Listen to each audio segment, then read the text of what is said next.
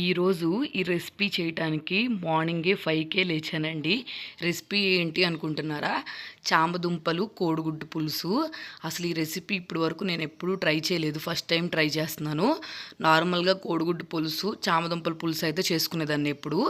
ఎక్కడో చూశాను ఇది చేస్తే కాంబినేషన్ సూపర్గా ఉంటుంది టేస్ట్ అని చెప్పి. అందుకని చెప్పి ట్రై చేద్దామని మార్నింగే లేచాను, టైం పట్టిద్దేమో అని. కానీ చాలా సింపుల్ రెసిపీ. ఎలా చేసుకోవాలో చెప్తాను. ఫస్ట్ చామదుంపలు కోడిగుడ్లు ఉడకబెట్టుకొని తోలు తీసి పక్కన పెట్టేసుకున్నాము.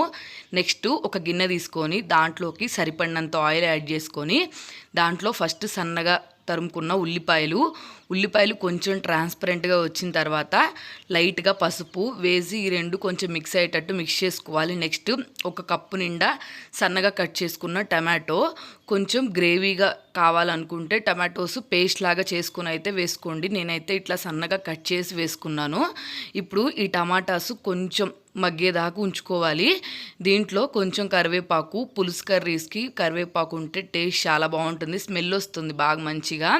ఇప్పుడు ఇవి బాగా కుక్ అవటానికి లైట్గా కొంచెం సాల్ట్ అయితే యాడ్ చేస్తున్నాను.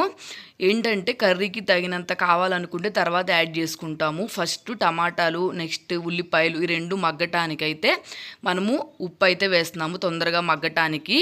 నెక్స్ట్ సన్నగా కట్ చేసుకున్న పచ్చిమిర్చి కొంచెం కారంగా ఉన్నాయి, అందుకని చెప్పి నేను ఒక 3 తీసుకున్నాను. మీరు మంటలేని అయితే ఇంకొంచెం తీసుకోవచ్చు. నెక్స్ట్ ఈ టమాటా అంతా బాగా కుక్ అయిపోయేంత వరకు కుక్ చేసుకోవాలి.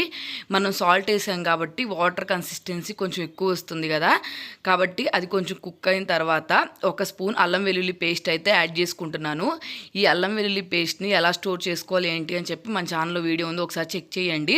దీంట్లో ఉప్పు, సాల్ట్ వేసి స్టోర్ చేసింది కాబట్టి మనం కన్సిస్టెన్సీకి తగ్గట్టు చూసుకొని సాల్ట్ యాడ్ చేసుకోవాలి.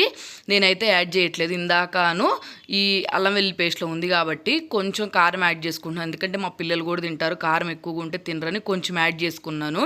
ఆల్రెడీ మనం పచ్చిమిర్చి కూడా యాడ్ చేసుకున్నాం కదా. నెక్స్ట్ ఒక కప్పు నిండా చింతపండు గుజ్జు. ఇది కొంచెం పుల్లగా ఉంటేనే చామదుంపలు కోడిగుడ్డు పులుసు అయితే బాగుంటుంది టేస్ట్.